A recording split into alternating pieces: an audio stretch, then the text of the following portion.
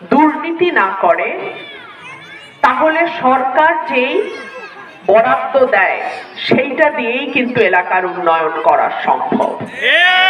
আমি সরকারি দলের এমপি হই বা আমি স্বতন্ত্র এমপি হই, তাতে কিচ্ছু যায় আসে না।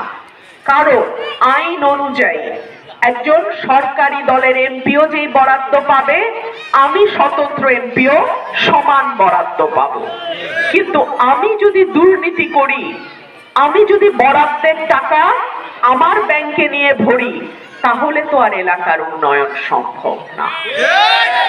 সুতরাং আমি জোরের সঙ্গে, আত্মবিশ্বাসের সঙ্গে বলতে পারি, আমি স্বতন্ত্র এমপি হলেও এই দুটো উপজেলার রাস্তাঘাট আমি মডেল রাস্তাঘাট করে আমি আমার এলাকাবাসীকে উপহার দেব।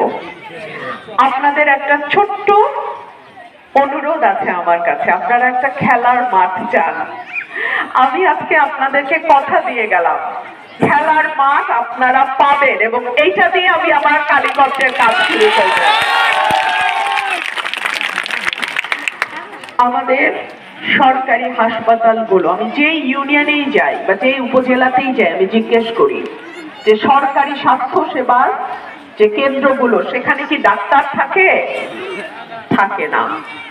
ওষুধ পাওয়া যায় বিনা পয়সায়?